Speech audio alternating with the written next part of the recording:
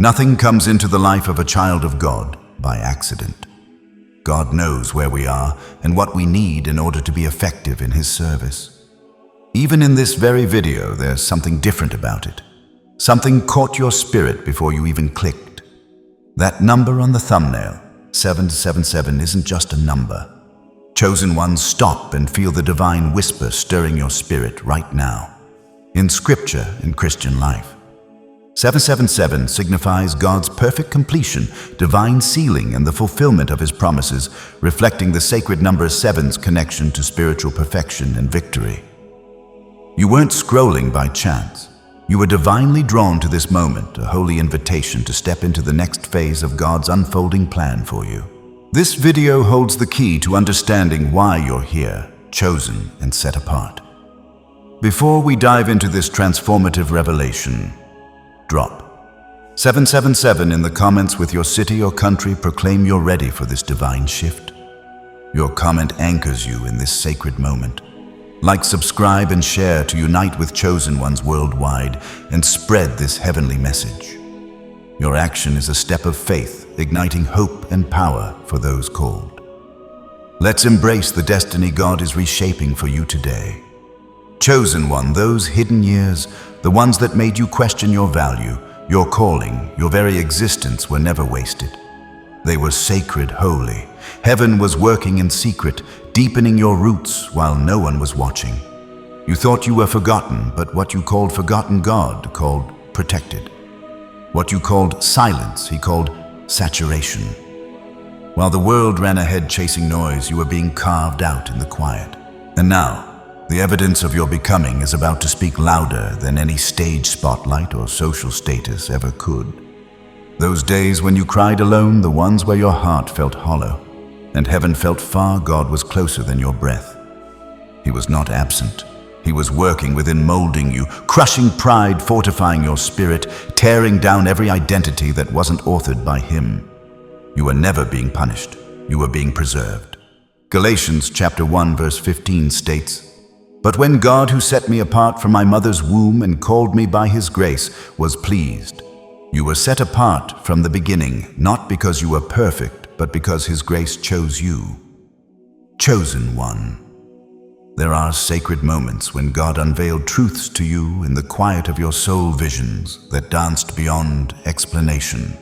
Dreams that carried the weight of eternity, and discernment so sharp they set you apart from those around you. These were not fleeting thoughts or random imaginings. They were divine deposits, seeds of purpose planted in the hidden chambers of your spirit. You tried to share them, to articulate the fire burning within, but words often failed, and the world didn't always understand. You longed to blend in, to walk the same paths as your peers, to laugh at the same trivialities and chase the same fleeting pleasures. But something within you resisted. Every attempt to conform felt like a betrayal of the call etched into your being. You were never meant to fade into the crowd.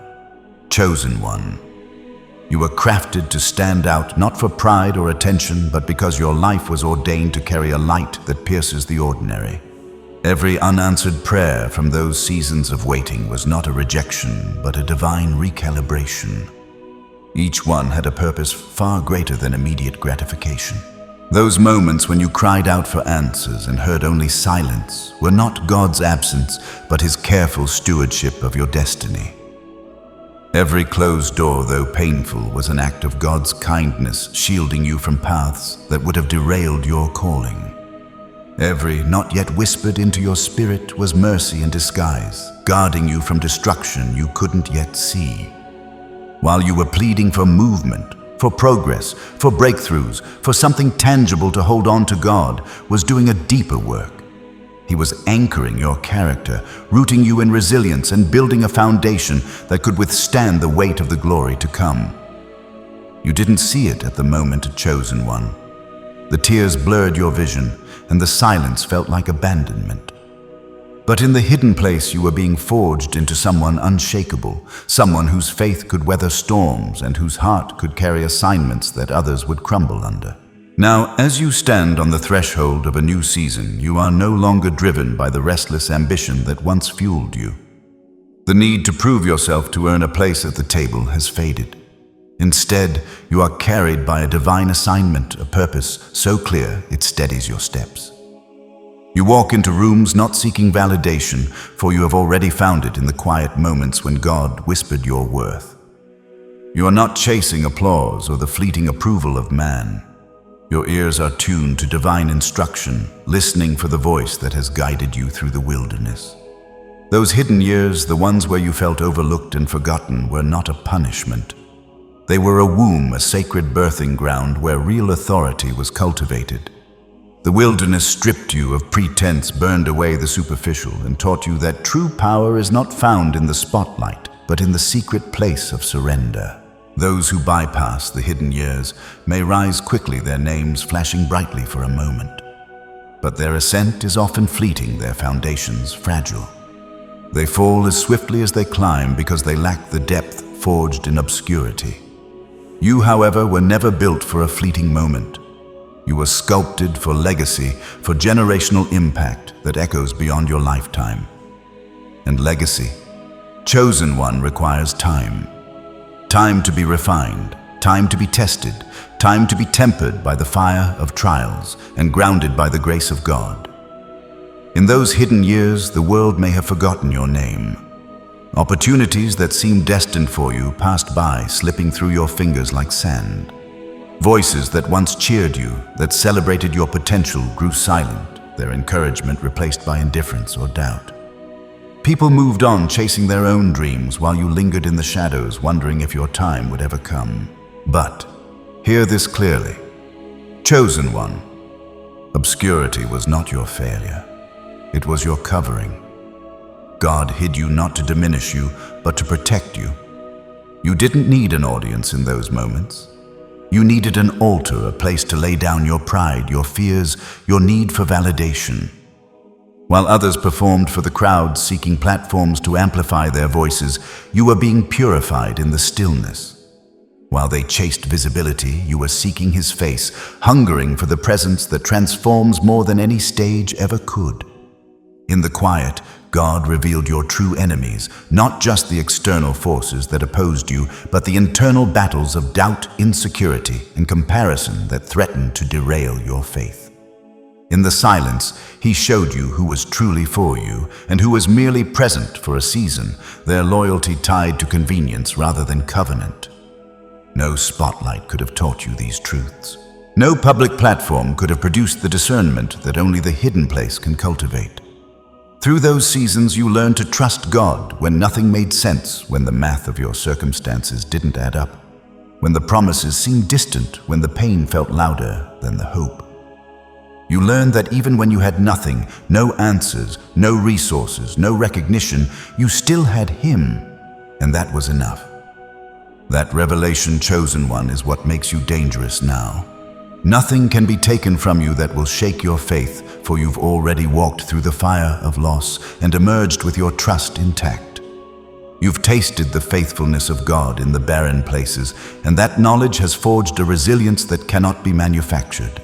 You've lost it all before dreams, relationships, opportunities, and yet God kept you held, you sustained you. That is why you are a threat in this next phase. You are not desperate for man's approval, nor are you dependent on their opinions. You are rooted in the unshakable truth of who God says you are. You are disciplined, no longer swayed by fleeting emotions or temporary setbacks. You are hidden, no more stepping out of the shadows, with a fire that burns brightly yet remains anchored in humility. This combination, authority tempered by grace, boldness grounded in surrender, cannot be replicated. It can only be matured in the crucible of obscurity, where the world's noise fades and God's voice becomes clear. Psalm chapter 27 verse 5 affirms, "For in the day of trouble He will keep me safe in His dwelling. He will hide me in the shelter of His sacred tent." This is not a mere poetic flourish. It is a divine promise. God hid you in His presence, shielding you from harm while He shaped you for purpose. And now, He is revealing you, not as the version people once knew, not as the broken one who stumbled under the weight of rejection, not as the confused one who wrestled with doubt, not as the uncertain one who questioned their calling. That version of you was buried in the hidden place, laid to rest in the soil of surrender. The version emerging now walks with fire in their bones, a holy conviction that cannot be extinguished. This version understands divine timing, moving in step with heaven's rhythm rather than the world's urgency. This version knows who they are and who they are carrying, an identity forged not by man's affirmation but by God's declaration. As you step into this new season, chosen one, you carry a mantle that has been refined through years of unseen battles. The wilderness was not a detour, it was your training ground. Every tear you shed was a seed, every prayer a foundation, every moment of obedience a brick in the legacy you are building. The world may not have seen your process, but heaven recorded every step. The dreams that stirred your heart in the quiet of the night. The visions that felt too big to contain the discernments that set you apart. They were not illusions. They were glimpses of the divine blueprint God has been unfolding within you. Now, as you move forward, you do so with a clarity that only comes from being hidden in Him. You are not chasing fleeting success or temporary recognition. You are pursuing the eternal, the unshakable, the kingdom purposes that will outlast the noise of this world. The hidden years taught you that true authority is not loud or ostentatious. It is quiet, steady, rooted in intimacy with the one who called you. You've learned to discern the difference between God's voice and the clamor of your own desires, between divine direction and the pressure to perform. This discernment is your weapon, chosen one, a sword sharpened in solitude. It allows you to see what others miss, to hear what others ignore, to walk where others fear to tread. You are no longer swayed by the opinions of those who never walked your path. Their criticism cannot touch you, for you've been validated by the one who matters most. Their applause cannot sway you, for you've learned that man's praise is fickle, but God's approval is eternal. In the seasons when you felt forgotten, when the world moved on without you, God was doing His deepest work. He was stripping away the layers of self-reliance, teaching you to lean on Him alone. He was breaking the chains of comparison, freeing you to embrace your unique calling. He was strengthening your spirit, preparing you for a weight of glory that requires a backbone of steel and a heart of compassion. You emerged from those years not with bitterness, but with wisdom, not with arrogance, but with humility, not with fear, but with faith. You are dangerous now, not because you seek to dominate, but because you've been set free to serve. Your life is a threat to the enemy's plans, for you carry a light that exposes darkness, a truth that dismantles lies, and a love that heals what has been broken. As you stand at the edge of this new chapter, know that the hidden years were not wasted. They were sacred, a divine investment in the person you are becoming. The world may not understand your journey, but it will feel the impact of your obedience. The legacy you are building is not for you alone. It is for generations yet to come, for souls you may never meet, for bloodlines that will be transformed because you chose to say yes to God's call. You are no longer the one who begs for a seat at the table. You are the one who sets the table, inviting others into the abundance of God's purpose. So walk boldly, chosen one. Speak with authority, love with abandon. The hidden place has released you, and the world is waiting to see what God has forged in the fire of your faithfulness. Chosen one, do not linger in sorrow over what didn't unfold when you expected it to. The dreams you held tightly, the plans you mapped out in your heart, the moments you thought would define your story. They didn't slip away because you were unworthy or untimely. You were never behind schedule, never lagging in the race of purpose. In truth, you were ahead, so far ahead that God, in His infinite wisdom, pressed pause on your journey. This wasn't to hinder you, but to protect the divine rhythm of your calling. He slowed your steps so you wouldn't outrun the people you're destined to lead, the lives you are meant to touch, the legacy you're ordained to build. You were moving at a pace that could have left others behind, and God, in His mercy, aligned your timing with His eternal clock. Now that pause is lifting, chosen one. The season of waiting is giving way to movement. Doors that once stood locked are creaking open at the sound of your knock. Angels unseen but ever present are stirring on your behalf, clearing paths and preparing spaces that were crafted not just for you, but because of you. These are sacred spaces, rooms of influence and impact where your presence will shift atmospheres and awaken destinies. You're about to step into territories, ordained by heaven, places where your voice will carry weight and your steps will leave imprints of divine purpose. What you once perceived as rejection was never about your inadequacy. It was redirection, a divine rerouting orchestrated in the courts of heaven. When people walked away, when doors slammed shut, when opportunities passed you by, you questioned yourself. You wondered if something was wrong with you, if your flaws or failures had disqualified you. You thought being left out meant you weren't enough, not talented enough, not connected enough, not worthy enough. But chosen one. Those moments of exclusion were not punishment, they were protection. In the unseen realm, God was shielding you, guarding the purity of your calling. You didn't know it then, but He was carefully pruning your circle, removing voices that couldn't accompany you into the next phase of your journey. Some of those you called friends were not sent to mentor you, but to monitor you, their presence more about control than covenant. They weren't assigned to help you birth the vision burning in your soul. They were there to tether you to the old version of yourself, the one who doubted, the one who conformed, the one who hadn't yet stepped into the fullness of their identity. Their departure, though painful, was God's kindness in disguise. The silence that followed hurt deeply, piercing your heart with loneliness.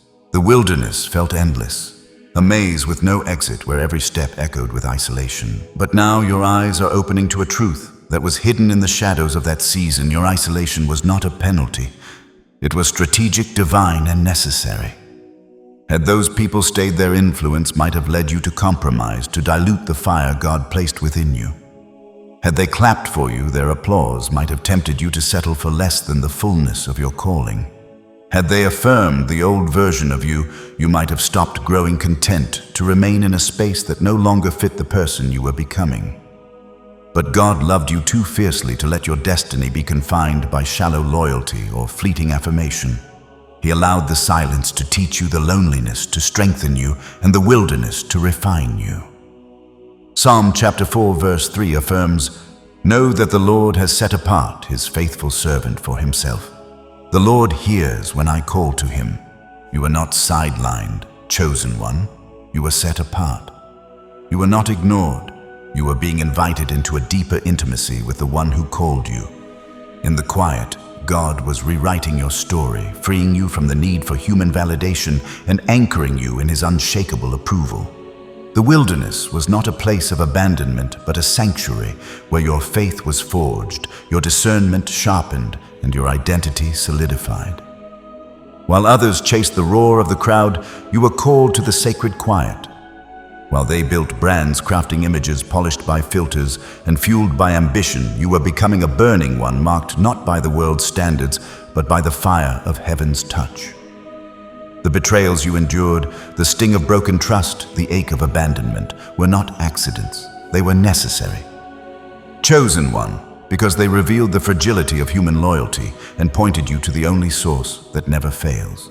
The closed doors, the rejections, the moments when you felt invisible, they were God's way of showing you that your foundation could never be built on man's approval, applause, or inclusion.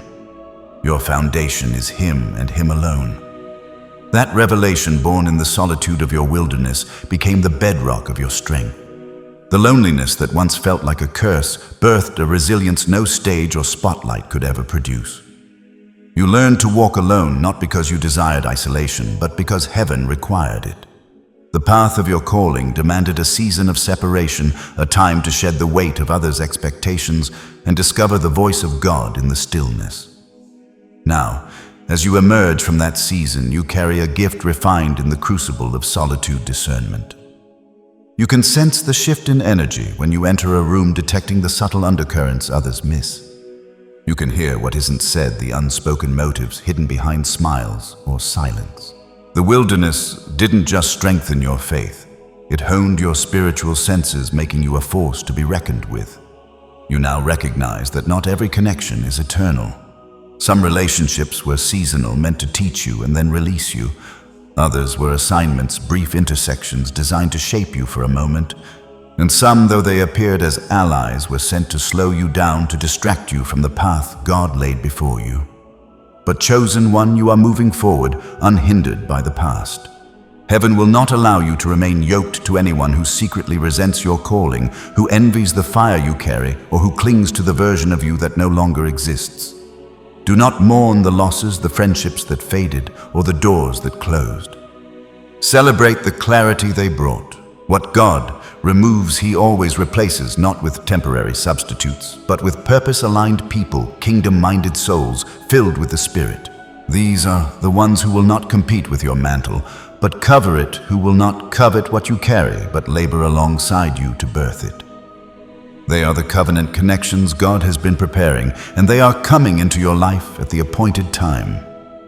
As you step into this new season, chosen one, you do so with a confidence that only comes from surviving the wilderness. The pain of rejection has been transformed into the power of redirection. The loneliness that once weighed you down has become the strength to stand alone when necessary. You are no longer defined by who walked away, but by the one who stayed, God Himself, who never left your side. The angels moving on your behalf are not distant myths. They are active, dispatched to clear obstacles, open doors, and guard your steps. The spaces you're about to enter are not random.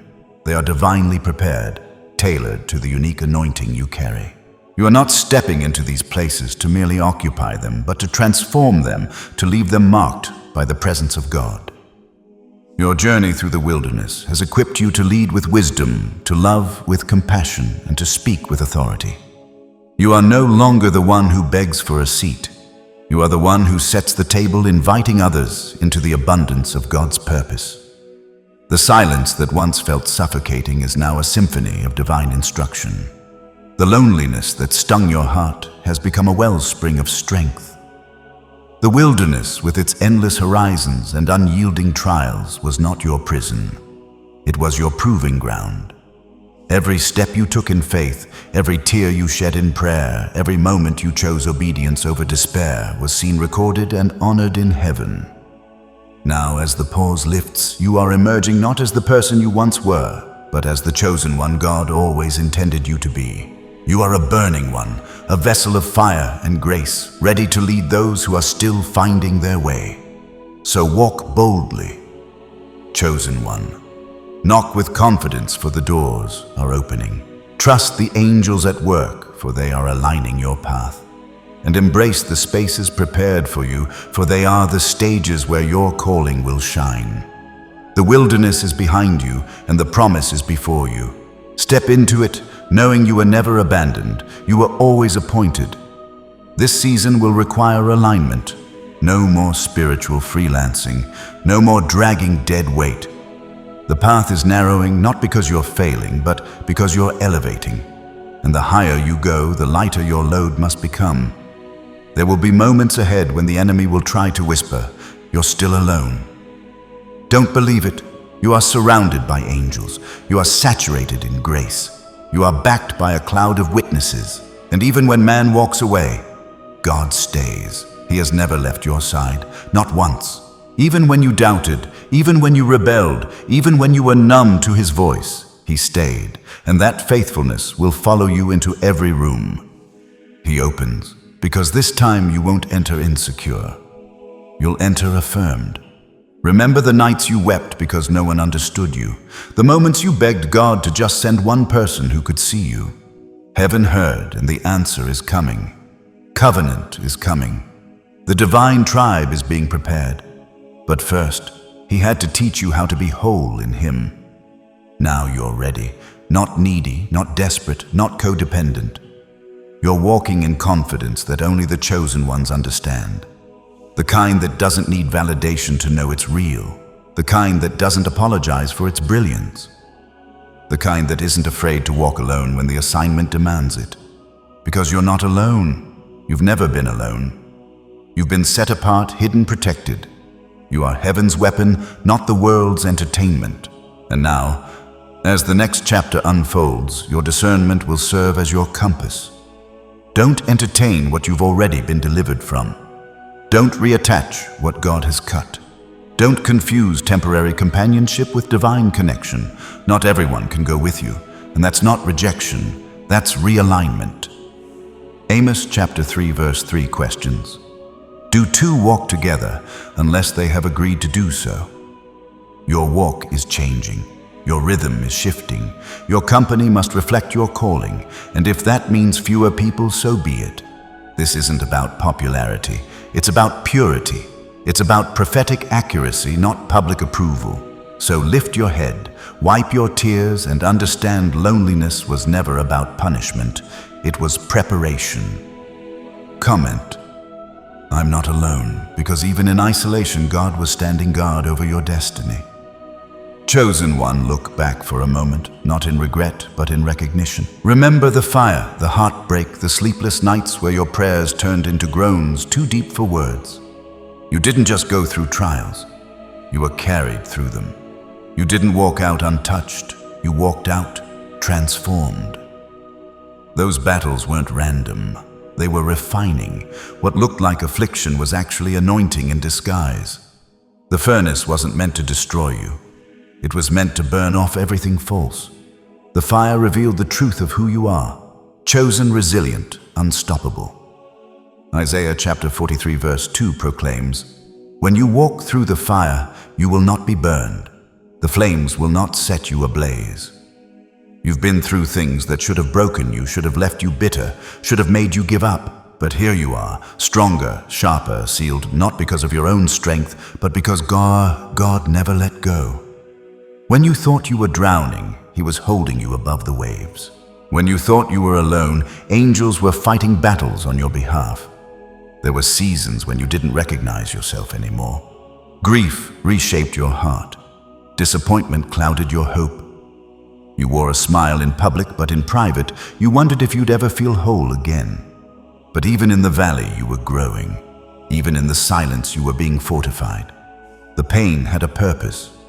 It taught you how to pray with authority, how to worship with warfare in your chest, how to walk with power even while limping. Your wounds didn't disqualify you.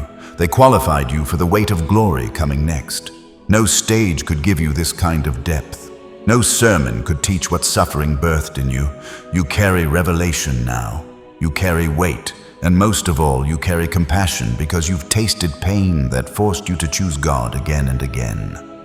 The fire taught you that real faith is forged when there's nothing left to prove, nothing left to gain, only God. And that's why you're unshakable now, because you've met Him in the middle of your mess and you came out with eyes that see. There were moments you thought, this is it, I'm done. I can't do this anymore. But something holy rose up inside of you, not a shout, not a performance, just a quiet resolve. I will not die here. And that was your turning point, not when the storm stopped, but when your soul stopped bowing to fear. Every time life tried to crush you, heaven countered with mercy. Every time the enemy whispered lies, the Spirit reminded you, you are mine. The fire didn't consume you, it confirmed you. This next chapter requires the version of you that came out of the fire, not the one who feared rejection, not the one who needed applause, but the one who knows how to survive storms and still sing. The one who prays with scars, the one who no longer fears being misunderstood. You now understand that survival wasn't the goal. Transformation was. You aren't just here to say, I made it. You're here to say, I've been made new. And everything that once threatened to bury you will now serve as your platform to resurrect others. Chosen one. You are dangerous now, not because of ego, but because of experience.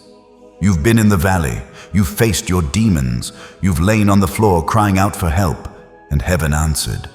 Now you're walking with a new fire, not for show, not to impress, but because you know what it costs to carry this light.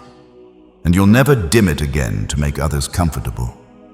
You are emerging as one who has been through the wilderness and returned with wisdom. You are the evidence that fire doesn't destroy. It purifies, and those who've been purified are the ones God can trust with nations.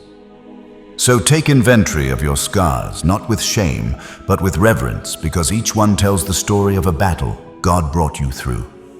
Each one declares, "I am still here," and the fire was never the end.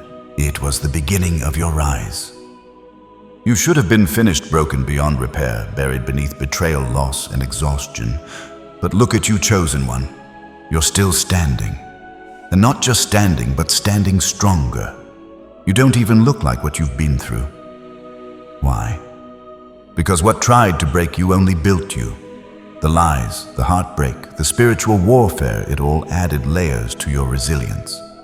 The enemy thought those attacks would crush your spirit, but what he didn't know was that pressure creates diamonds. And now you shine with a glory that only pain can produce.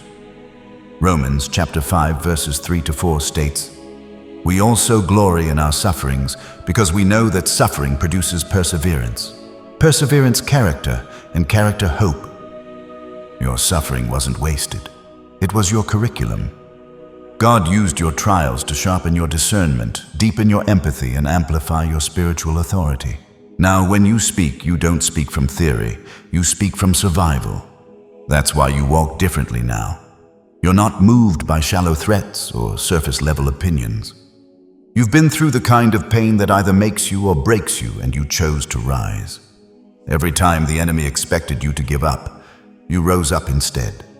And that has made you a threat to darkness. You've become a mirror of endurance, a living testimony that God still resurrects what man tried to bury. And now the very trials you once hated have become your weapons. The tears have turned into rivers of oil. The battles have forged in you a warrior spirit that refuses to bow to fear. What tried to break you, built you. People only saw the struggle. They never saw the strength it developed. They saw the attack but never recognized the anointing it unlocked. They saw the breakdown, not knowing it was a setup for your breakthrough. And now, they're about to see the unveiling of what heaven has been building in silence. You're walking in rooms differently because you're no longer performing for acceptance. You're stewarding what nearly cost you your life. You're no longer afraid to speak boldly because silence almost suffocated your purpose. You've learned that the cost of compromise is far more dangerous than the cost of obedience. And this time, the world will know who you are. This isn't pride. This is holy confidence, righteous boldness, a sacred authority that's born from the ashes of "I should have died here" moments. You didn't survive that storm just to hide your light. You were forged in the fire so you could carry it. And that's why this next move is going to be different. You're not entering wounded. You're entering anointed. You don't have to force open doors anymore. Your presence is the key because you've been marked by process. Heaven knows your name. Hell fears it. Earth is about to hear it. People will ask, "How did you get here?" And your answer will be simple grace. Not strategy, not connection, not talent, just the raw, sustaining power of God. The same God who kept you when no one checked on you. The same God who provided when doors were slammed shut. The same God who sat with you in silence when you didn't even have words left to pray. And now, it's your time not because you demanded it, but because God ordained it. So, chosen one, move not timidly, not hesitantly, but with the fire of someone who knows their survival wasn't an accident. It was an assignment. This isn't just about you. Others are watching your story unfold. There are people who've been waiting for your obedience to activate their own. Every time you choose to rise, you give someone else permission to believe they can rise too. Your journey matters. Your testimony carries oil. Your story is someone else's survival guide. If this word has touched your spirit, take a moment to like and share it, because this is not just a message. This is a mantle, and someone else is waiting to hear the sound of their confirmation through your obedience to spread it. And if you feel led to sow into what heaven is doing through this ministry, follow that prompting.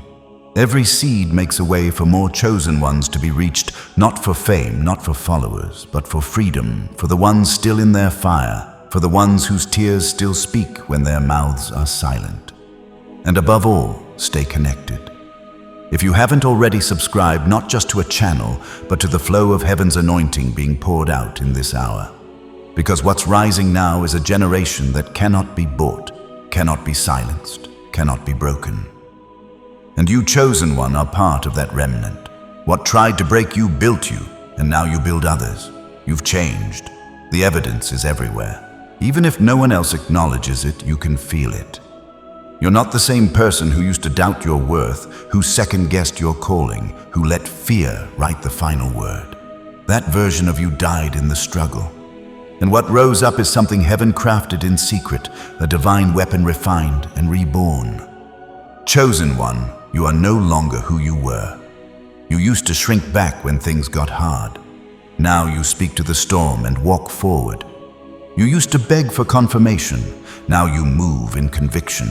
This is what transformation looks like, not a change in appearance, but a shift in authority. The things that used to trigger you don't even touch you now. The voices that used to distract you are silent in your spirit. The same devil that used to taunt you now flees when you rise. This isn't arrogance. This is the fruit of spiritual maturity. The old has passed. What remains is real. 2 Corinthians chapter 5 verse 17 declares, "Therefore if anyone is in Christ, the new creation has come. The old has gone, the new is here." It wasn't overnight. You didn't wake up suddenly full of confidence. It was a process, one painful surrender at a time, one broken yes at a time, one valley, one loss, one revelation at a time. And heaven watched it all. Not once did God turn away.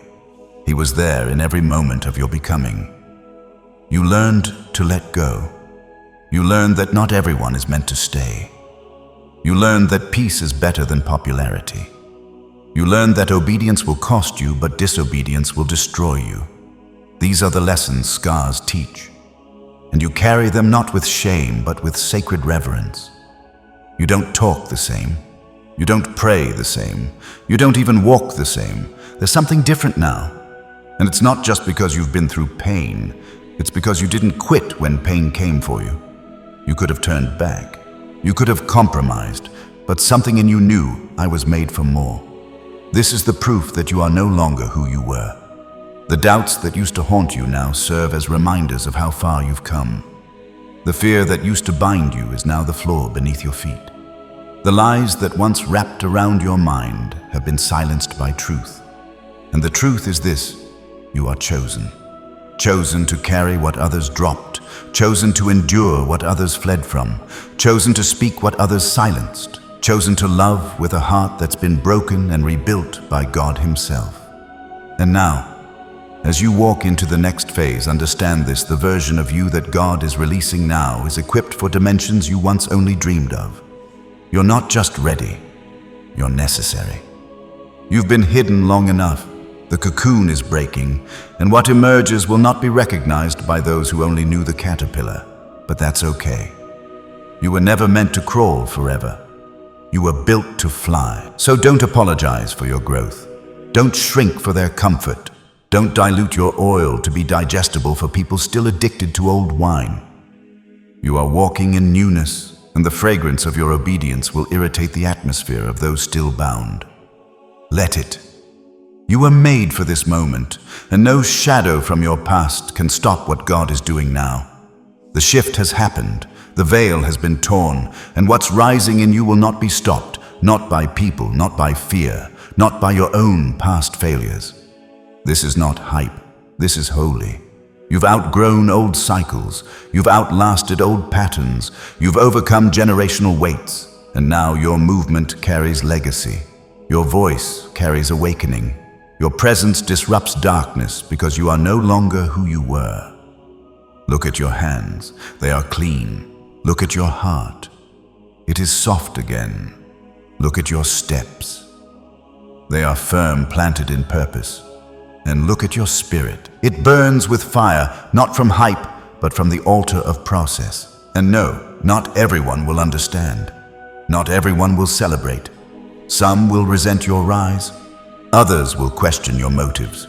But you didn't come this far to be understood.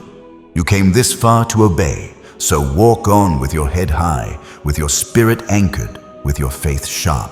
And know, you are not moving forward in pieces. You are moving forward and reborn. You are no longer who you were. Comment 777 if you know this is your word, because grace has rewritten your story and identity forever. Chosen one, you are entering a season of unveiling, not just of purpose, but but of truth. This time, God is not only elevating you, He is exposing everything around you that was never truly aligned.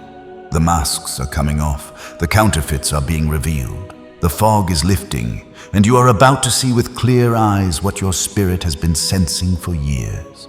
For too long, you've questioned your intuition, doubted your discernment, silenced your inner alarms just to keep the peace. But God is saying no more. In this season, clarity is your portion. And with clarity comes separation. What looked like support was actually surveillance. What felt like friendship was actually familiarity. Some people were never assigned to go the full journey with you. They were only part of the classroom. And now that class is over. Graduation has come.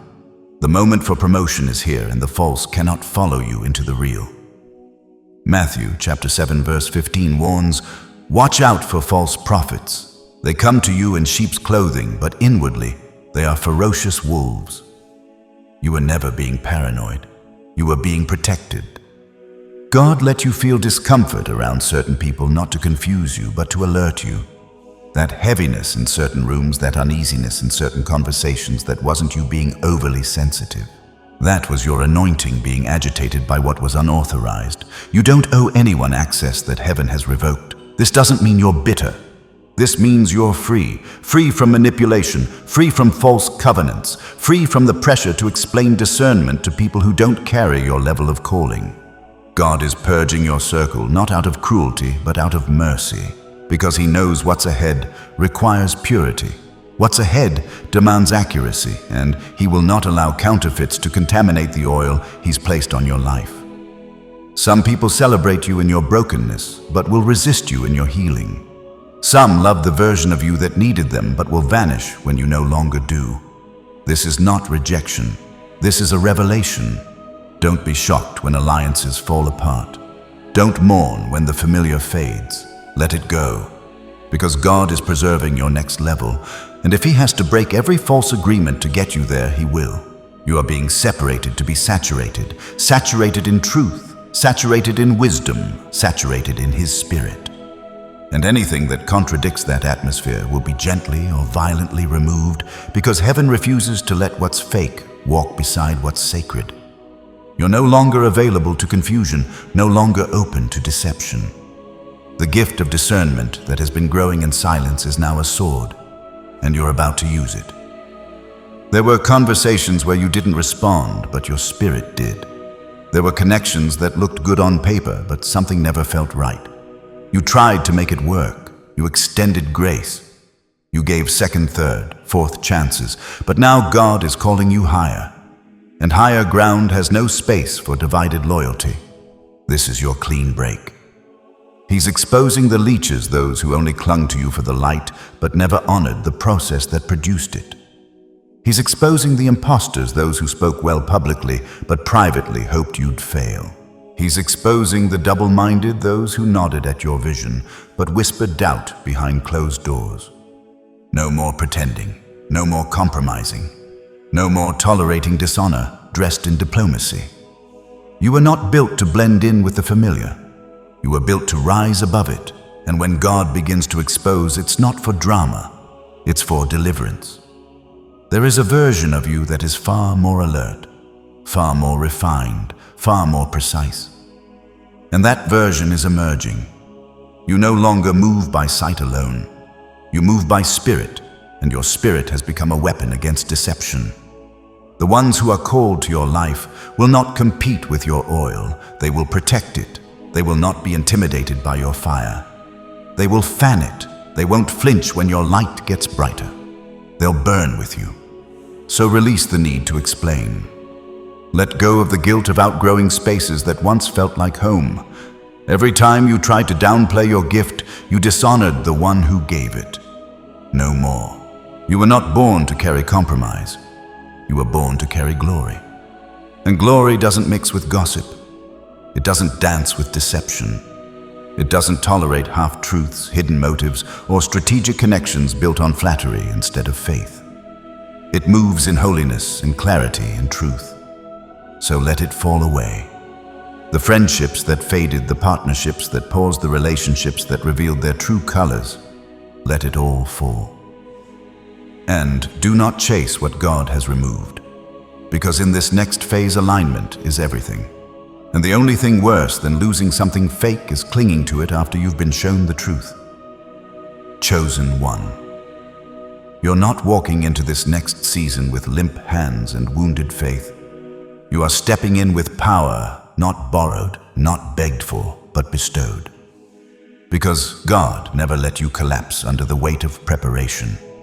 Every moment of pressure was crafting a vessel that could carry glory, not just blessing. This time you're not moving in insecurity. You're moving in authority. You've been through too much to walk like a question mark. You are an answer. You've already paid the price in private. Now heaven is confirming what it already settled in secret. You've crossed the line between hoping to be used and knowing you were born for this. People will look at you and not recognize the fire you carry.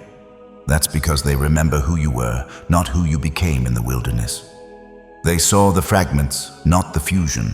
They saw the weakness, not the wisdom it produced. But none of that matters now. Your evidence will speak louder than their memory.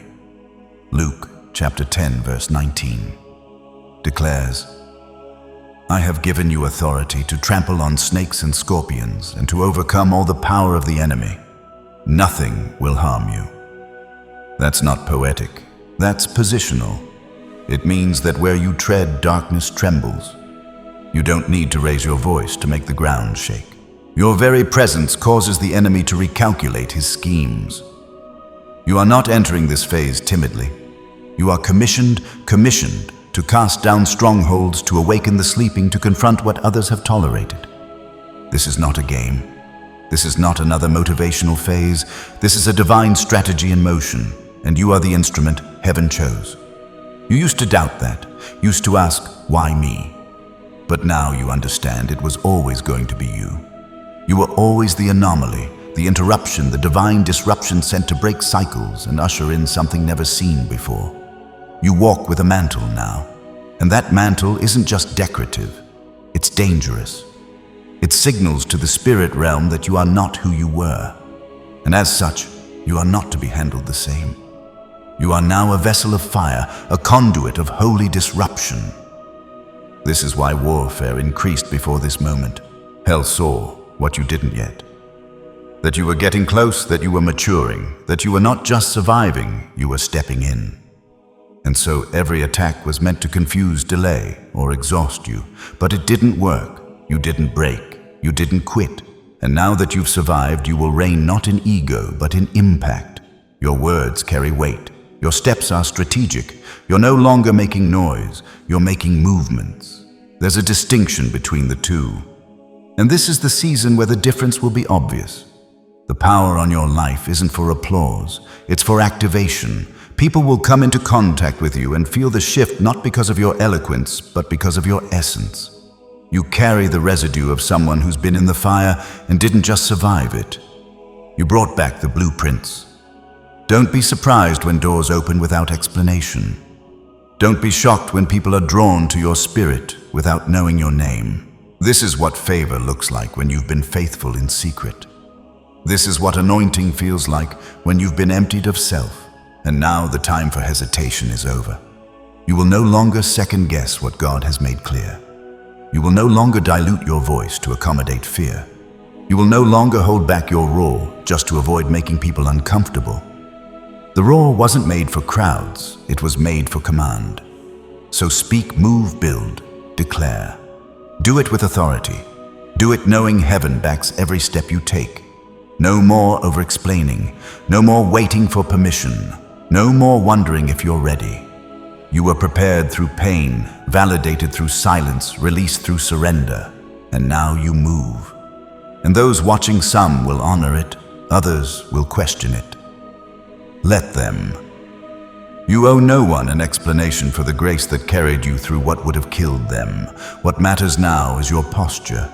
Keep your hands clean, your motives pure, your focus sharp.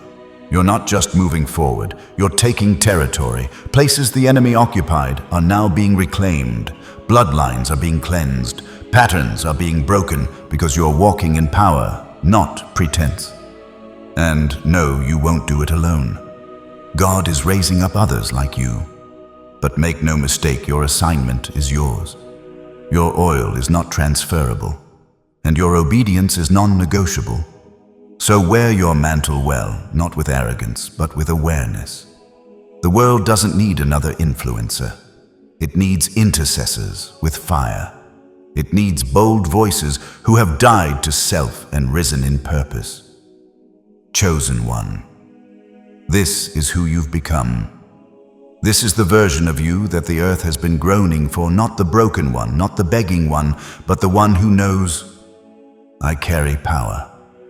Chosen one, it will not be your gifts, your charisma, or your influence that defines your next chapter.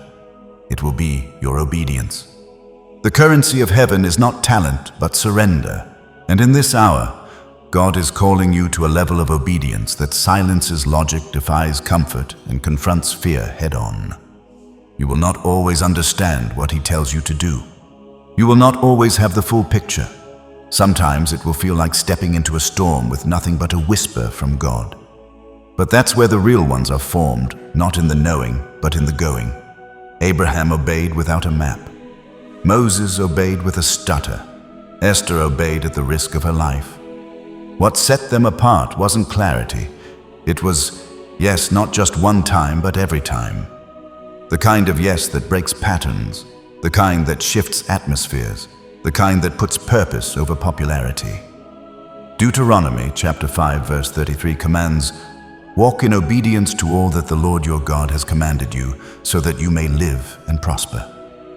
Obedience isn't bondage. It's the pathway to power.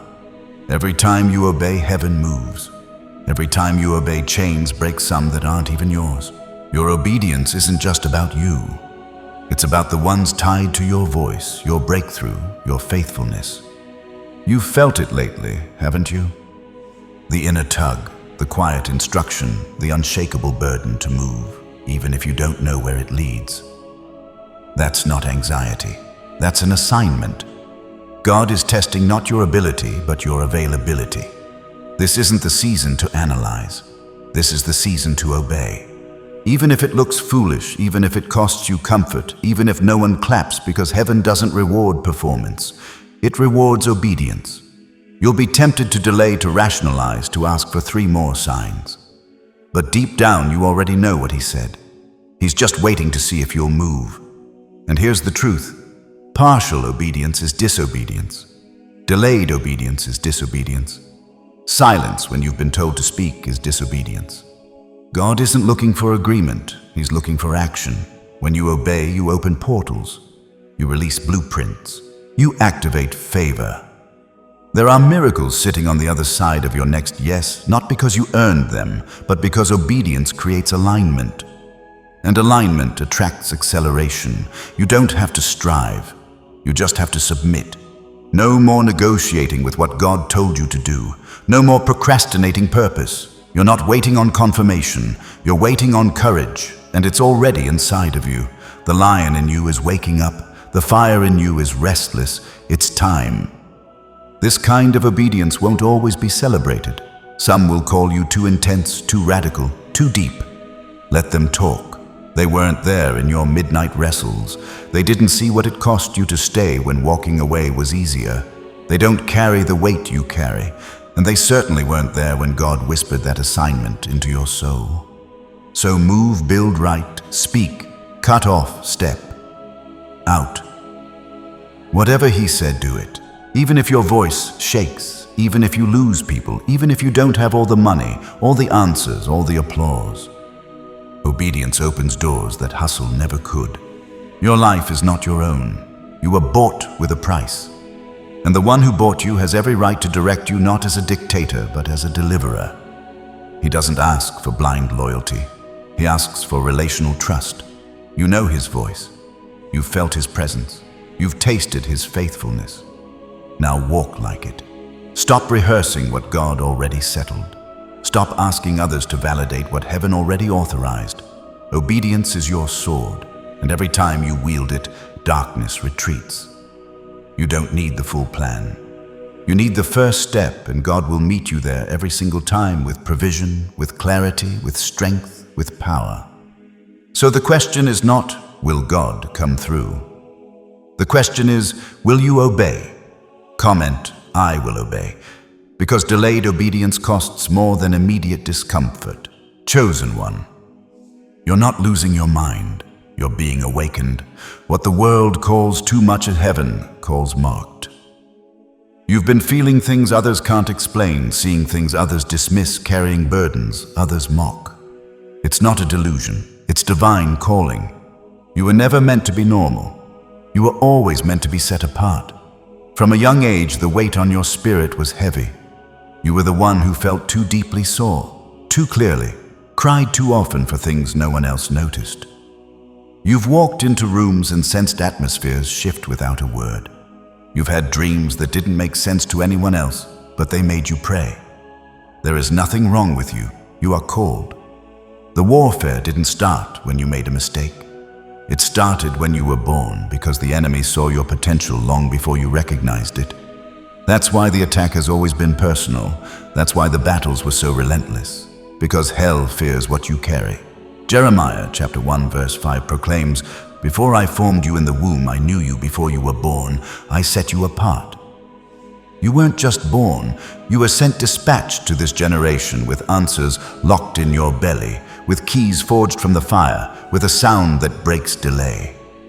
And now, it's time for you to stop questioning your difference and start embracing it. You are different.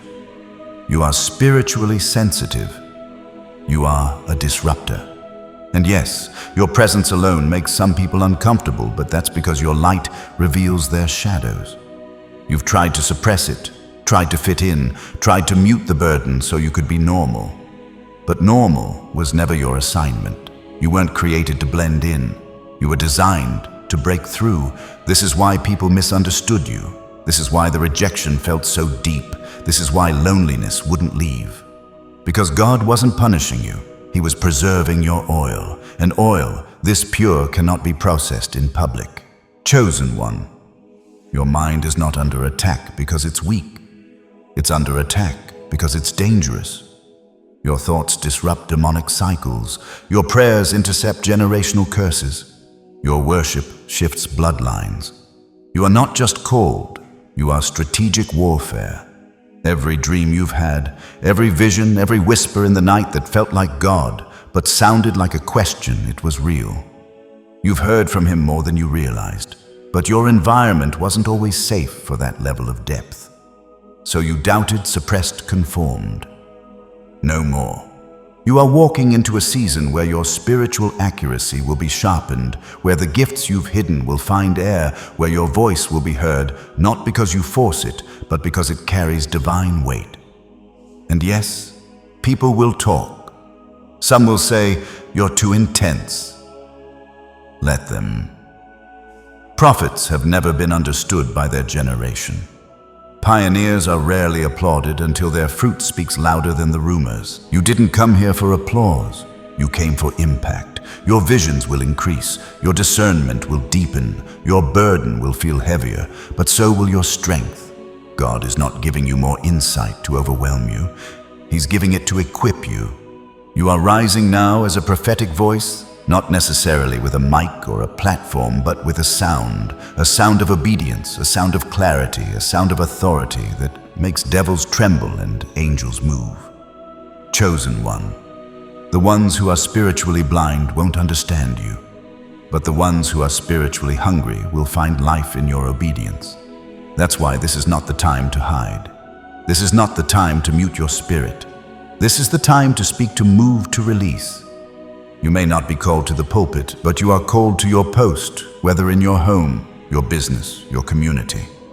Your presence is a portal, and when you open your mouth in obedience, realms respond. If this word is resonating in your spirit, don't keep it to yourself. Like it, share it. Let it reach the other chosen ones, still wondering if their sensitivity is a curse when it's actually their superpower. And if you feel led to support this prophetic flow, sow into what God is doing here. Your giving doesn't buy a blessing. It partners with heaven to build something eternal. Your seed helps awaken the ones still asleep in doubt, still numb from religion, still waiting to hear a word that speaks directly to their spirit. And yes, subscribe. Stay connected. This isn't entertainment. This is divine equipping. The fire on this frequency is real. And what God is releasing in this hour requires spiritual depth and prophetic alignment. You're not crazy. You're called. You're not broken. You're burning. You're not too much. You're on time. Let the world adjust. Chosen one. Your name is known in places you've never stepped into. And it's not because of fame, not because of networking, not because of self-promotion, but because of what you carry. You've become a recognized threat in the spirit realm. You didn't ask for the war, but you were born for it. Demons recognize your name now. They tremble when you wake up. They scatter when you pray. They reroute their plans when you obey. Because what was once dormant in you has now been activated. And you're not moving as a curious believer. You're moving as a commissioned warrior. This didn't happen because you shouted louder or studied more. This happened because you surrendered deeper. You've bled in secret. You've battled in silence. You've stood when no one stood with you, and heaven took notice. So did hell. When you started to walk in alignment with your mantle, things shifted. The warfare intensified, not because you were weak, but because you were winning, because you stepped into the version of yourself that hell tried to delay. Acts chapter 19, verse 15 recounts, Jesus I know and Paul I know about, but who are you? Hell knows your name now, and not because you made noise, but because you made an impact. That's why the attacks have been so strategic, not random, not accidental, but targeted. Because once you learn to war with discernment, your movements become prophetic strikes. You don't just survive warfare, you shift atmospheres. Your presence exposes what's been tolerated. Your voice cuts through confusion. Your life convicts without you saying a word. And that's why resistance rises when you show up. Because light never enters a room without casting out shadows. You've become the interruption to demonic patterns, the breach in the enemy's generational blueprint. You carry a breaker's anointing, the kind that doesn't just endure, but destroys yokes, the kind that doesn't fit in, but rebuilds ruins. You didn't ask for this, but God trusted you with it. And that's the part many miss. This level of spiritual recognition isn't a badge of honor. It's a burden. It means you don't get to move like everyone else. You don't get to hide in the crowd. Your very existence stirs realms. And when realms are stirred, lines are drawn, choices are forced. Light must confront darkness. There have been days where you wondered, why is it always me? Why the heaviness, the conflict, the constant inner warfare? But what felt like punishment was actually proof. You were marked. And the moment you embraced that mark, the spirit realm adjusted. Heaven began dispatching reinforcements. Hell began raising opposition. Angels began surrounding you. Assignments began shifting around your presence because your yes wasn't quiet. It was earth-shaking. Now you walk differently, not because you think you're superior, but because you know the cost, the weight, the war. People look at you and see strength. But they don't know the nights you cried out for just one breath of peace. They don't know the demons that tried to torment you in your sleep, the anxiety that tried to paralyze you, the moments you almost didn't make it out of bed. But God, He stood watch when you had no strength left. He warred when your hands fell limp. He whispered when every other voice told you to quit. And now you rise not just with strength, but with authority. You are now a voice the enemy recognizes, a name spoken in whispers across demonic tables, a person marked for impact. And that means the war won't always ease, but it will always end in victory.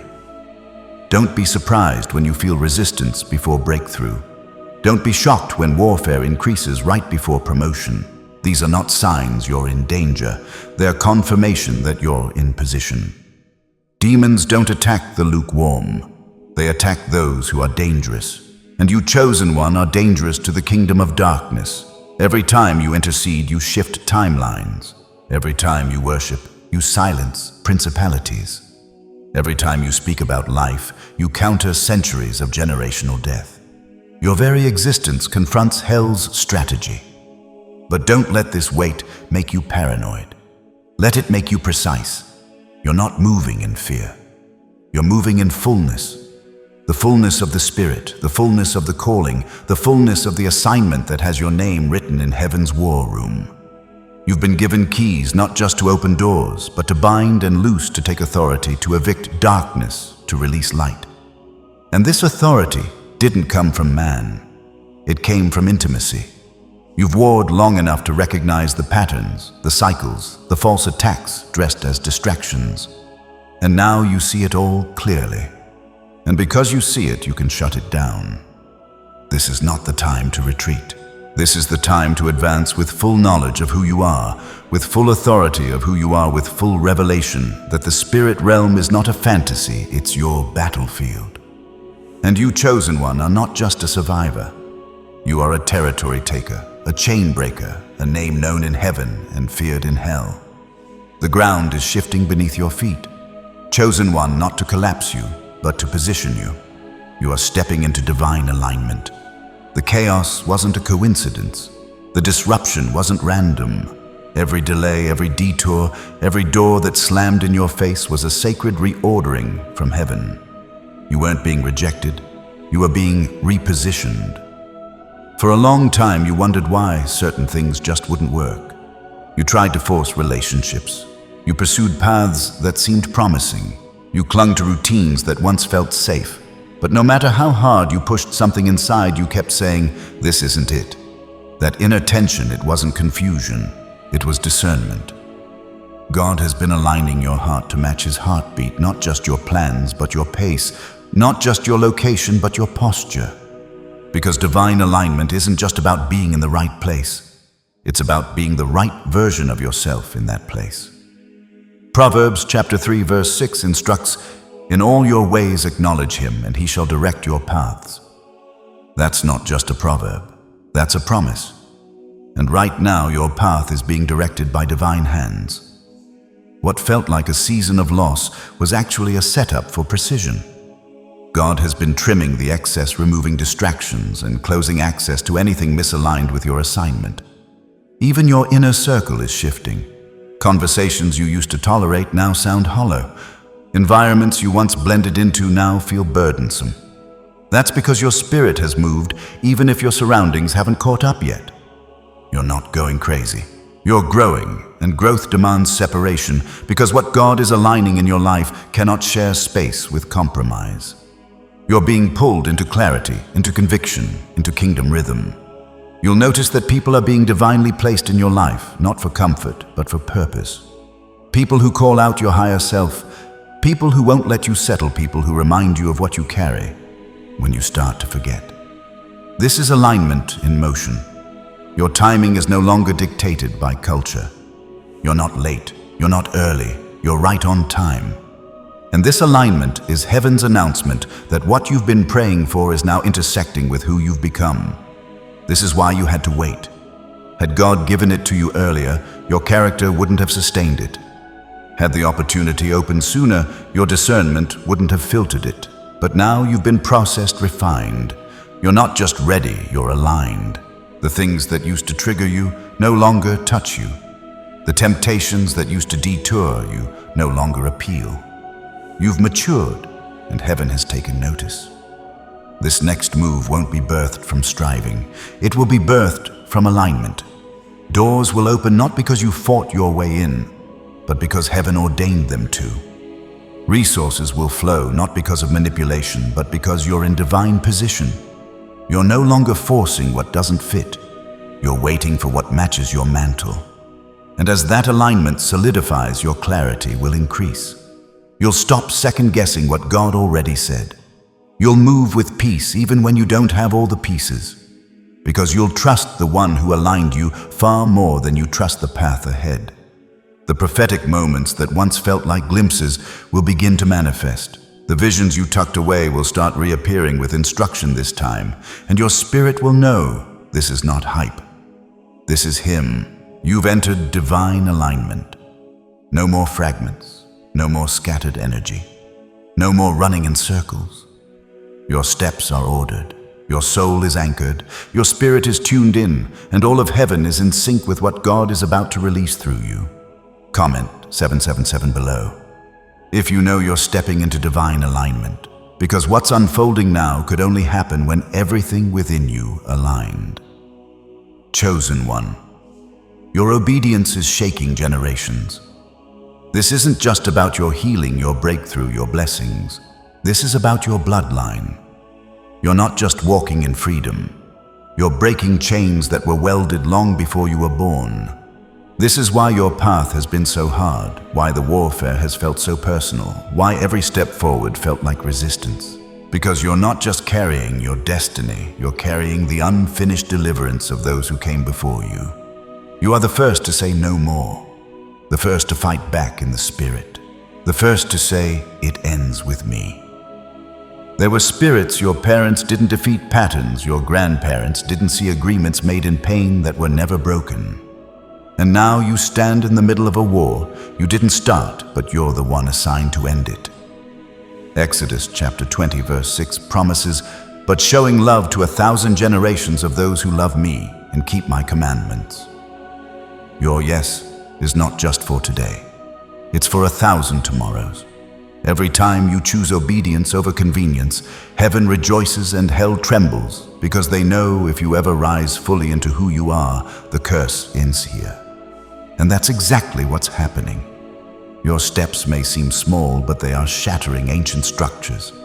Every time you choose forgiveness over bitterness, every time you confront instead of comply, every time you bless instead of curse, you are rewriting the spiritual story of your lineage. You've wondered why the heaviness won't leave, why certain attacks seem to come out of nowhere, why moments of progress are followed by intense resistance. It's because you're walking through generational thresholds. You're reclaiming territory the enemy thought was his forever. This isn't a coincidence. This is a covenant. There's a weight that comes with being the one who turns the page. But don't confuse that weight with burden. It's authority. Heaven trusts you with this assignment because it knows what's inside. You can carry what others could not. You don't need everyone to understand. They might call it too much. They may accuse you of being too spiritual, too serious, too different. Let them talk. They didn't see what tried to kill you. They don't know the voices you had to silence. They didn't feel the pressure of cycles trying to pull you back in. But you kept walking. And now every step forward is setting captives free, some of whom you will never meet. Children not yet born will walk in a freedom you never had as a child, all because you made the hard decisions now. You are not breaking generational curses with ease. You are breaking them with obedience, with tears, with trembling, with prayer that comes from the depths of your belly when words fail. That's where the shift happens. You don't have to know everything about your ancestry to break what's been holding it. You don't need a full history to recognize patterns. You see the fruits now. You're chopping the roots, not with your fists, but with your faith. You're learning how to guard your atmosphere, how to filter your thoughts, how to steward your mouth. These aren't just disciplines, these are weapons, because every time you guard your spirit, you're protecting the future of generations who will call you your ancestor. Think of that. Your children's children will walk in spiritual open fields because you chose to fight through the wilderness. That's the power of your yes. It might feel quiet. You may not see the full picture yet, but something is shifting every time you say, "I won't go back." Every time you shut down that familiar temptation, every time you feel the tug of generational fear, but still move in faith, your ceiling is becoming someone else's floor. Your breakthrough is becoming someone else's beginning. Your yes is unlocking legacy. And this isn't just spiritual. This is also emotional, mental, and financial. You're establishing new defaults. You are building systems of honor, cycles of healing, habits of holiness. You're not just breaking, you're building. There's a difference between deliverance and dominion. Deliverance pulls you out. Dominion lets you reign where others fell. That's where you're headed, into dominion, into fullness, into spiritual architecture that outlives your lifetime, because heaven didn't choose you just to escape the past. Heaven chose you to rewrite the future. So keep moving, even when it hurts. Even when it's quiet. Even when you're the only one in your family walking this path. You're not walking alone. You're walking with the backing of heaven and the power of purpose fueling every step. You are the bloodline's response to 1,000 prayers and the enemy's reminder that God always keeps a remnant. Chosen one, look around, not with your eyes, but with your spirit. What seems still on the surface is in truth alive with motion. The heavens are not silent. The delay is not denial. Right now, as you read this, there are angels being dispatched on your behalf. You've prayed with tears. You've warred in worship. You've stood when standing felt impossible, and heaven has responded, but not in the way you always imagined. Not loud, not visible, but with strategic precision that only the spiritually attuned can perceive. You don't need to see the hand of God to trust the move of God. His silence doesn't mean inactivity. It means preparation.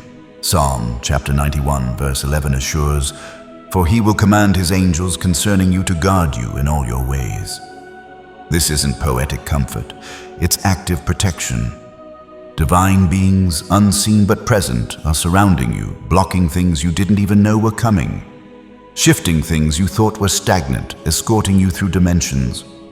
Your feet haven't physically touched, but your faith already has. You may not hear wings flapping, you may not feel a breeze in your room, but make no mistake, there is movement in the spirit realm. Doors are being opened that no man can shut. Obstacles are being removed before they even appear. Demonic strategies are being intercepted and dismantled before they reach your doorstep. And why? Because your steps are ordered. Because your obedience activated protection. Because your surrender licensed heaven to act on your behalf. Angels respond not just to prayer, but to alignment. They are not sent at random. They are dispatched with purpose. Some are guarding you. Others are carrying answers. Some are silencing accusers in rooms you'll never enter. Others are preparing favors in places you've never imagined. And all of them are working in sync with the one who called you. You are not alone in this fight. You've walked through seasons where it felt like no one had your back, where people turned, where help disappeared. But even then, angels were on assignment. You were never without coverage. There were near misses that could have taken your life, emotional spirals that almost collapsed your mind, temptations that nearly seduced you out of your calling. And yet, here you are. Because something unseen was holding the line when you didn't have the strength to do it yourself. That gut feeling to leave early, that sudden change of heart that kept you from trusting the wrong person, that wave of peace in the middle of the chaos that wasn't just coincidence. It was an intervention. Angels don't always come with trumpets and lightning. Sometimes they come as silence, as redirection, as the thing that just didn't work out but ended up saving your life. You've seen enough of the world to know the odds were never in your favor, but heaven was, and heaven always wins. Now in this next phase, the angelic activity is intensifying because your assignment is intensifying. This is not a passive season. It's a positioning one. And God is not sending you into new territory unguarded. You're not walking in alone. You're walking with a heavenly entourage. Some of you have been sensing a shift, an increase in sensitivity, a restlessness that feels both exciting and unknown. That's because your spirit is recognizing what your eyes haven't seen yet. There are movements happening around you, preparing the ground you're about to walk on. Angels are not mythical. They are not folklore. They are part of the infrastructure of heaven's will on earth. They are real. They are fierce. They are assigned. They stand watch while you sleep. They war while you weep. They clear paths that your feet will walk days, weeks, even years later. They are never out of place, never out of sync, and never outmatched. This is why you must move forward with confidence, not because of what you see, but because of who walks with you.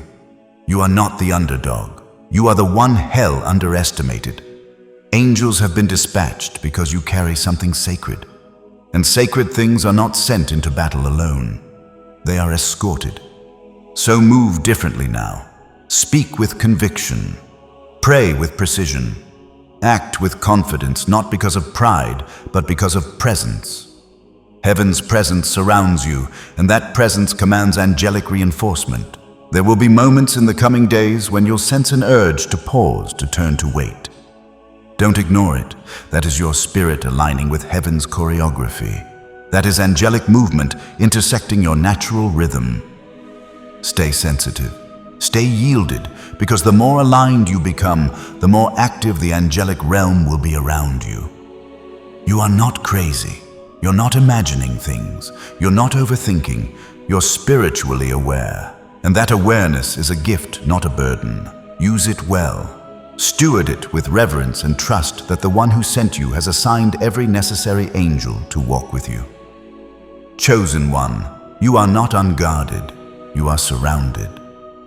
Chosen one, now you understand why hell fought you so hard. It wasn't just about your future. It was about your function. You were never meant to be ordinary. You were forged to become what darkness fears most, a living, breathing threat to everything that once bound you. You're not just chosen.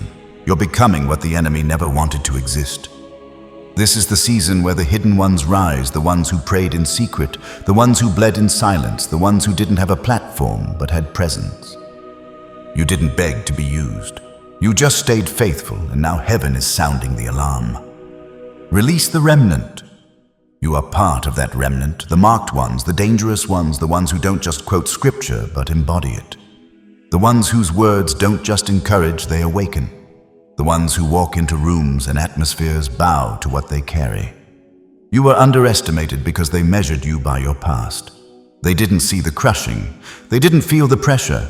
They didn't watch God extract oil from your pain. But now the evidence is rising, and no lie from the pit of hell can cover what God is revealing. Micah chapter 3 verse 8 proclaims, "But as for me, I am filled with power, with the Spirit of the Lord, and with justice and might." Yes, you are filled with power, not a performance, not a personality, but power. And that power is not for decoration, it's for dominion. This is why the battle intensified when you decided to walk in obedience, why old habits suddenly reappeared, why familiar spirits tried to call you back.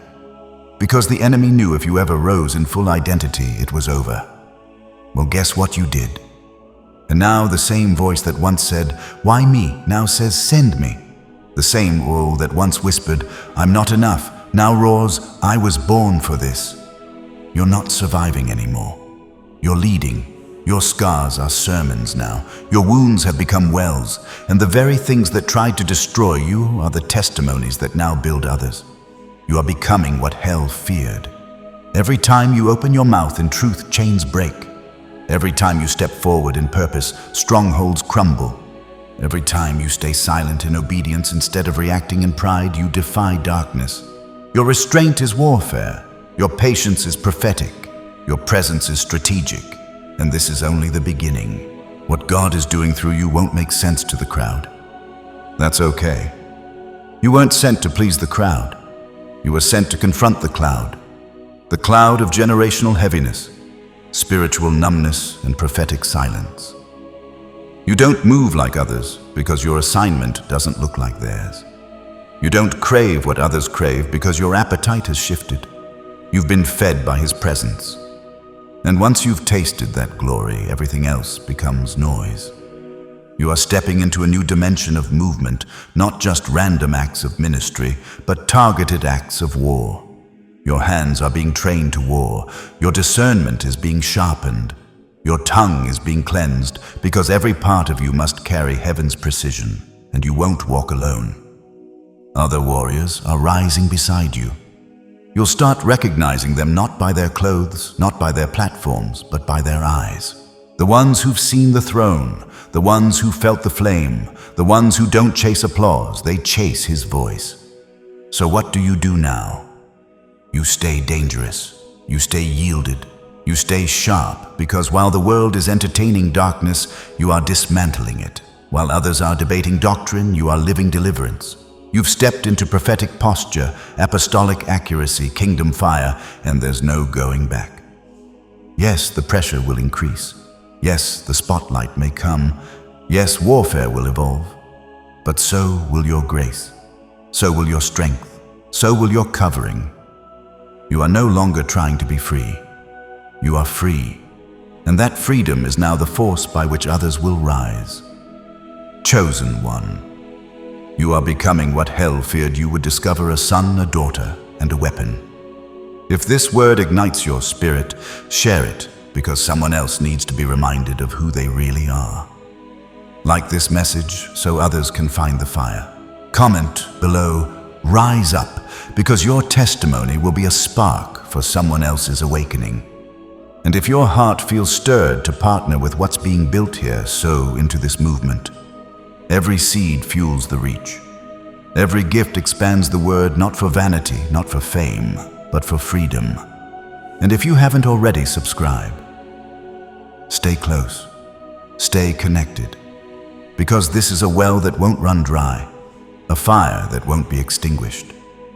You're not just receiving, you're becoming. You're becoming what hell feared. Chosen one. This is the hour where promises are no longer just whispered. They're about to be witnessed, not through visions, not through hope alone, but with your own eyes. The waiting season is shifting. The seeds you've watered with tears are finally pushing through the soil. And what once felt like distant prophecy is now becoming present reality. God never forgot what He told you. Even in your moments of doubt, even when you questioned if you heard Him correctly, even when you stared at closed doors and silent skies, He remained faithful. Not one word has fallen to the ground. Not one promise was cancelled. Delay did not mean dismissal. He was building something bigger than you imagined. It's easy to believe when everything looks like it's working, but your strength was proven when nothing made sense and you still said, "Yes, Lord." That kind of faith moves heaven. That kind of posture shifts atmospheres. That's why the enemy targeted your hope, because hope is prophetic in itself. Hope says, "I believe before I see." Hope says, "Even in the dark, I know light is coming." Hope says, "I don't feel it, but I still trust Him." And that's what kept you alive when your spirit wanted to shut down. Now the clouds are thinning, the pressure is lifting, and what you were promised is coming into view, not all at once, but steadily, undeniably. Job chapter 42 verse 5 confesses, "My ears had heard of you, but now my eyes have seen you." You are entering the see it season. What you prayed for in secret is about to become public proof. What you dreamed about in whispers will become unshakable evidence, not for validation, but for vindication. Heaven is proving that your wait wasn't wasted. Your labor wasn't in vain. Your warfare wasn't for nothing. And it won't be subtle. God isn't just answering, He's making a statement. The very area of your deepest pain is becoming the ground of your greatest harvest. The places where you were mocked will become the places you're celebrated. The table that felt empty will be filled, and you will see it with your eyes, not in theory, not as symbolism, but in reality. He's restoring relationships you gave up on. He's unlocking provision that once seemed impossible.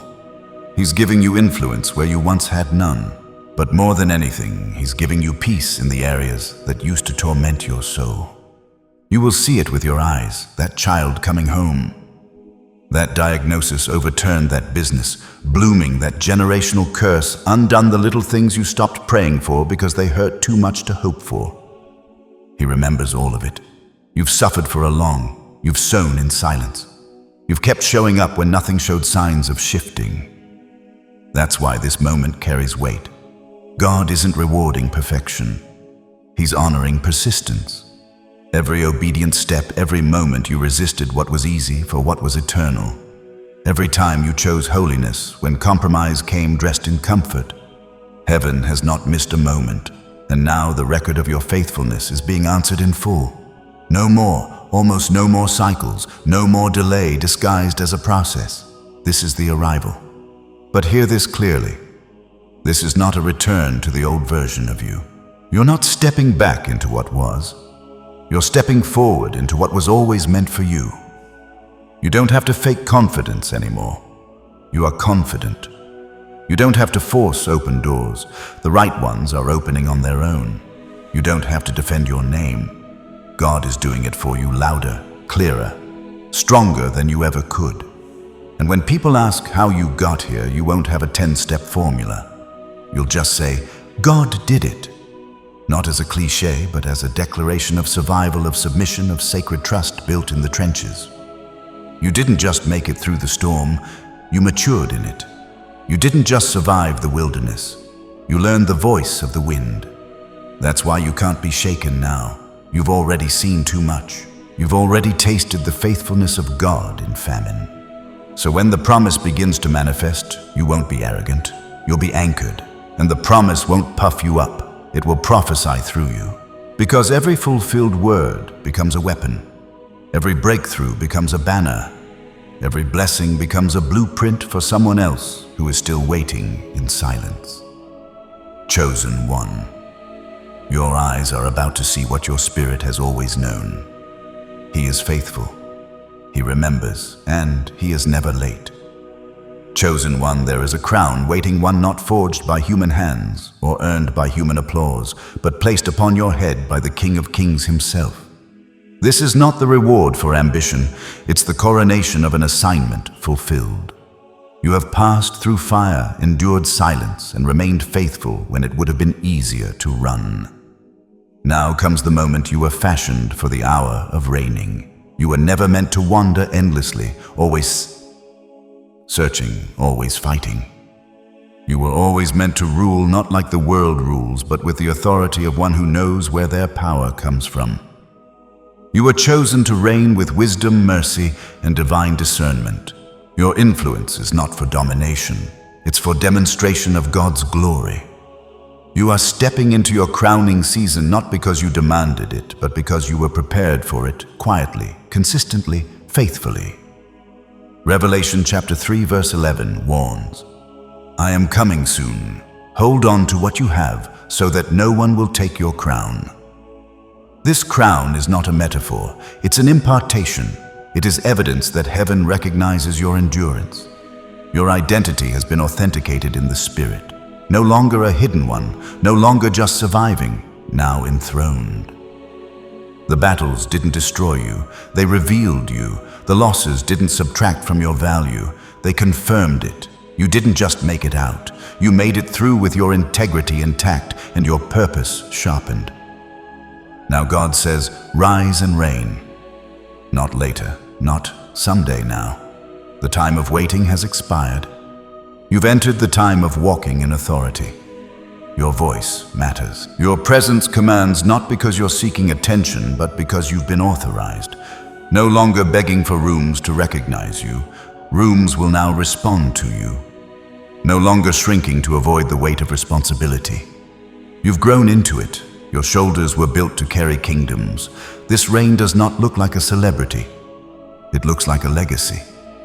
You're here to govern with grace, to lead with light, to carry the weight of divine influence without dropping your soul. And those who knew you before will marvel not at what you have, but at who you've become. The glory of your life is no accident. It's the result of hidden consecration, relentless obedience, and unwavering faith.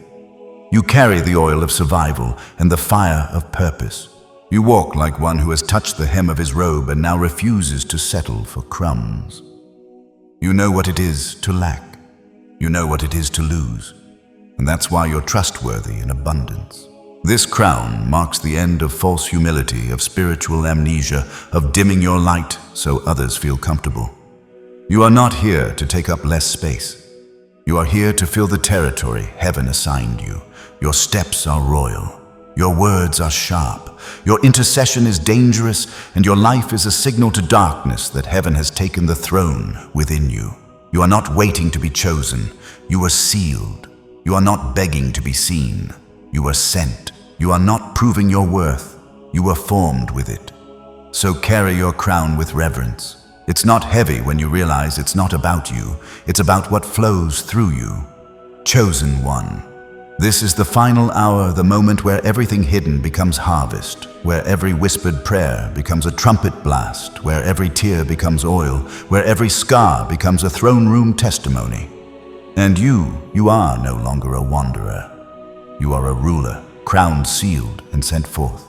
You've made it through every layer, every word, every fire-forged truth, not by accident, not by scrolling into this moment, but by divine assignment, chosen one. This wasn't just a message. This was a mantle transfer. Something ancient has stirred. Something holy has been released. You are not leaving this the way you came. Heaven has branded you with clarity. Your crown has shifted. Your posture has changed. The darkness around you has been put on notice. You now walk forward marked not just with revelation, but with responsibility. But don't keep this word to yourself. If your spirit is burning, share this message right now. Someone you love is still walking in spiritual amnesia. Like this to increase its reach, not for popularity, but so another chosen one can be pulled from delay into destiny. Subscribe if this word has found you at the right moment. Don't wander. Stay connected. What is flowing here is not entertainment, it's an altar. And if you've been impacted, if the oil of this message has touched you, if your soul has shifted, sow into the soil. Don't give under pressure. Give under prophetic agreement. Support this movement as we call the hidden ones into the open. Your seed fuels the awakening of others. Before you go, speak it in faith. I rise. Comment below. Declare it boldly. Let the gates of hell know you've awakened. You're not waiting. You're not wondering. You are crowned, sealed, and fully released. What God started here will not stop here.